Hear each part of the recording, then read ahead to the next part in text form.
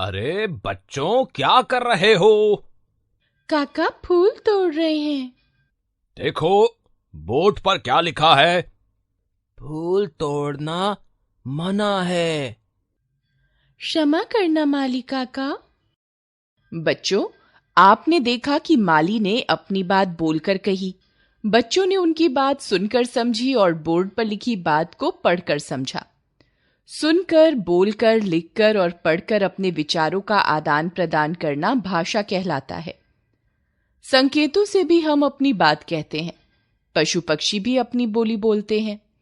ये सब भी भाषा के ही रूप हैं, परंतु व्याकरण में हम इन्हें शामिल नहीं करते। अतः हम कह सकते हैं, जिस साधन के द्वारा मनुष्य अपने मन के भावों और विचारों का आदान प्रदान करता है, उसे भाषा कहते हैं। भाषा शब्द संस्कृत की भाष धातु से बना है, जिसका अर्थ होता है बोलना। इसलिए मुंह से बोलकर ध्वनि संकेतों के माध्यम से जब विचारों का आदान प्रदान किया जाता है, तो उसे भाषा कहा जाता है। मगर मुंह से उत्पन्न सभी ध्वनियां भी भाषा नहीं हैं। भाषा कहलाने के लिए इन ध्वनियों का वर्ण, शब्द और वाक्य की व्यवस्था में बंधा होना जरूरी है। ध्वनियां तो पशु पक्षी भी निकालते हैं, किंतु वे इसलिए भाषा नहीं कहलाती हैं। अतः वास्तव में भाषा है भावों और विचारों की अभिव्यक्ति के लिए प्रयुक्त ध्वनियों की व्यवस्था ही भाषा है।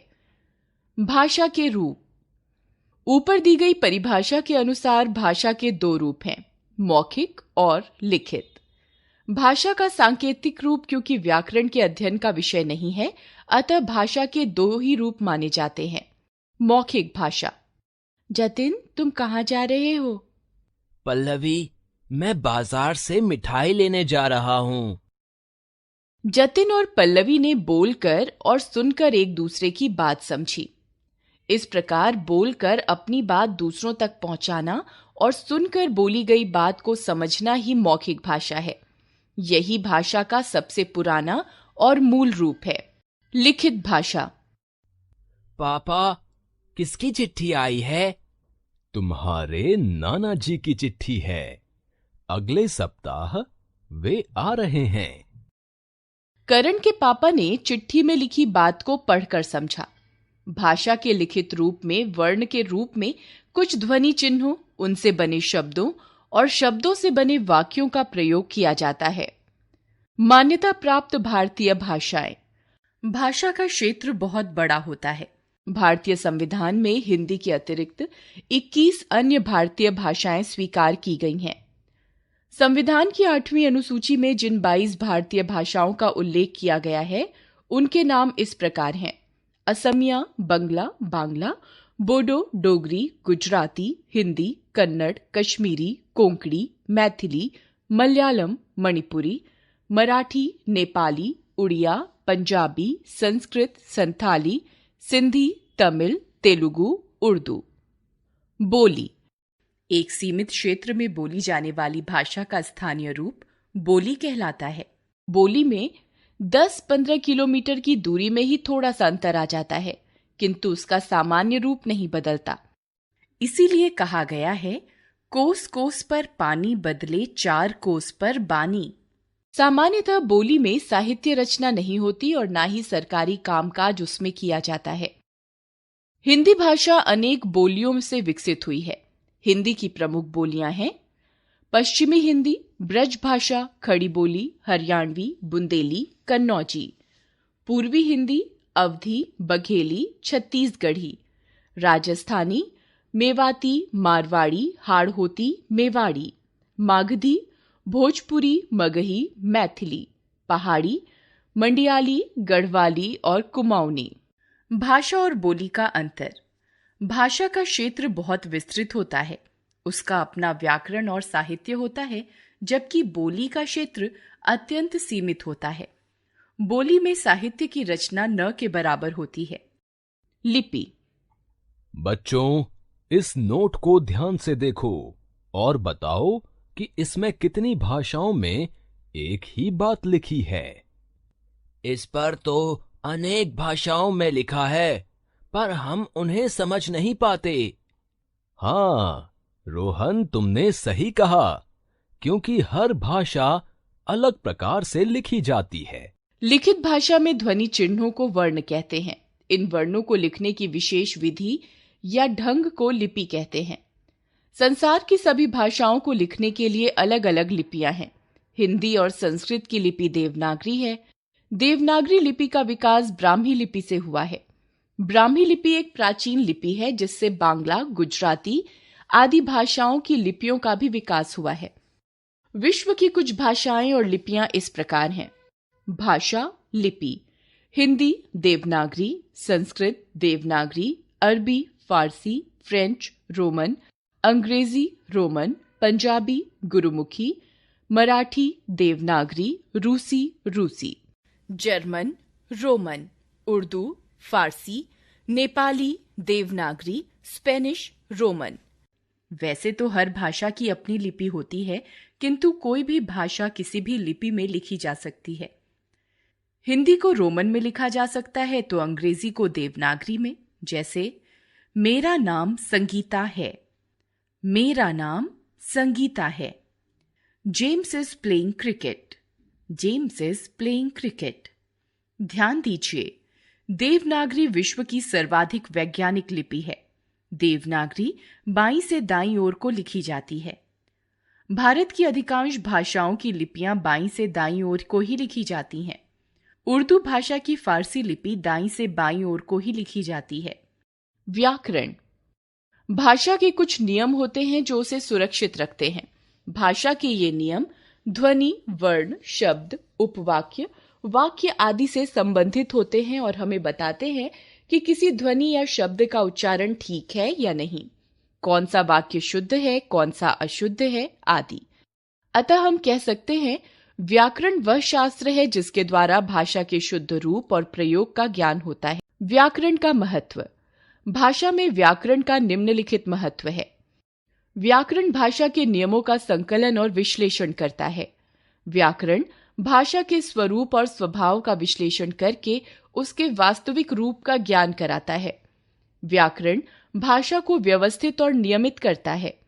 समय के साथ साथ भाषा में अनेक परिवर्तन होते रहते हैं और व्याकरण उन्हीं के अनुसार नियमों में परिवर्तन करके भाषा को नया कलेवर देता है। व्याकरण के नियमों से भाषा में मानकता आती है जिससे भाषा शुद्ध और परिमार्जित होती है। व्याकरण के ज्ञान से व्यक्ति भाषा का शुद्ध प्रयोग करना सीख जाता है जिससे व्यक्ति का व्यक्तित्व प्रभावशाली बनता है। व्याकरण के अंग और भाषा की इकाई: व्याकरण हमें जिस भाषिक व्यवस्था का ज्ञान कराता है उसके 3 अंग हैं। वर्ण विचार: व्याकरण के इस विभाग में वर्णमाला, वर्णों के भेद, उनके संयोग और संधि का अध्ययन किया जाता है। इसी विभाग की एक और इकाई है जिसका भाषा विज्ञान में अध्ययन किया जाता है, वह इकाई है ध्वनि। भाषा की ध्वनि इकाई में ही वर्णों के उच्चारण, उनके उच्चारण स्थान, उनमें परिवर्तन आदि का अध्ययन किया जाता है। शब्द विचार: शब्द विचार में शब्दों की उत्पत्ति, रचना, उच्चारण, वर्गीकरण, वर्तनी और प्रयोग का अध्ययन किया जाता है। शब्द विचार की एक और महत्वपूर्ण इकाई है पद विचार। पद विचार में शब्दों के वाक्य में प्रयोग किए जाने पर उनमें होने वाले परिवर्तन का अध्ययन किया जाता है। वाक्य विचार: वाक्य विचार में वाक्यों की रचना, उनके भेद, उपभेद, वाक्य विश्लेषण, वाक्य संश्लेषण, विराम चिन्हों का अध्ययन किया जाता है। प्रयोग या बोलने के आधार पर भाषा के रूप: मातृभाषा: घर परिवार में माता पिता के साथ बोलकर सीखी जाने वाली भाषा मातृभाषा कहलाती है।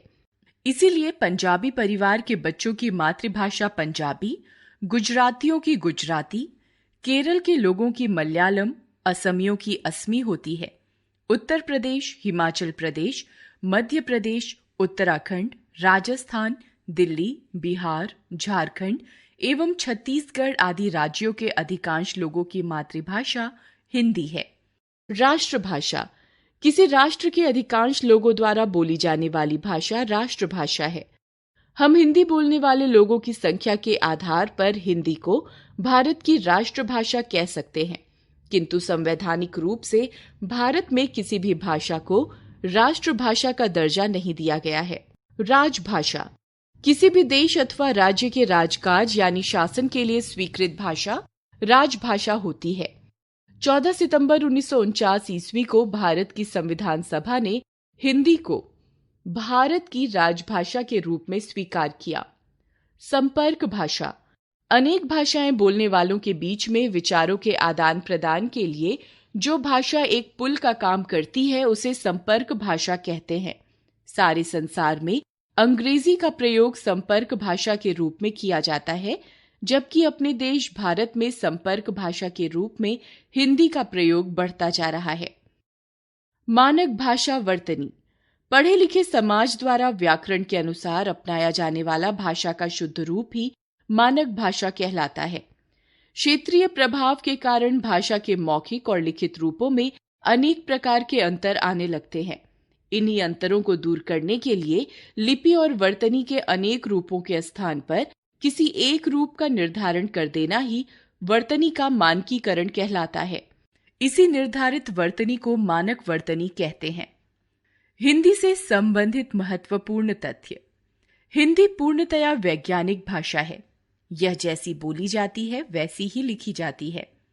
भारत के 29 राज्यों में से 10 राज्यों उत्तर प्रदेश, हिमाचल प्रदेश, उत्तराखंड, दिल्ली, हरियाणा, मध्य प्रदेश, बिहार, छत्तीसगढ़, झारखंड, राजस्थान हिंदी भाषी राज्य हैं। इन राज्यों के अधिकांश लोगों की मातृभाषा भी हिंदी है, जिस पर वहां की क्षेत्रीयता का प्रभाव स्पष्ट दिखाई देता है। भारत की 2011 की जनगणना के अनुसार देश के 76.86% लोग हिंदी बोलते हैं। विश्व स्तर पर Fiji, Mauritius, Guyana, त्रिनिडाद, Tobago, Suriname, Malaysia, Nepal आदि देशों में बहुतायत से हिंदी भाषा बोली जाती है। फिजी की राजभाषा हिंदी है। एक अध्ययन के अनुसार हिंदी विश्व की दूसरी बड़ी भाषा है और चीनी भाषा का स्थान इसके बाद आता है। विश्व में सर्वाधिक फिल्में हिंदी भाषा में बनती हैं। भारत में सबसे अधिक हिंदी पत्र पत्रिकाएं पढ़ी जाती हैं। हिंदी के शब्द भंडार में 1 करोड़ से भी अधिक शब्द हैं। आज हिंदी विश्व भाषा बनने की ओर अग्रसर है। साहित्य किसी भाषा में संचित उपयोगी ज्ञान को साहित्य कहते हैं। यह साहित्य प्रायः शुद्ध, परिनिष्ठित और व्याकरण सम्मत भाषा में लिखा होता है। साहित्य के निम्नलिखित 2 मुख्य रूप होते हैं: गद्य साहित्य, पद्य साहित्य। गद्य साहित्य साधारण भाषा और सरल वाक्यों में लिखित साहित्य गद्य साहित्य कहलाता है।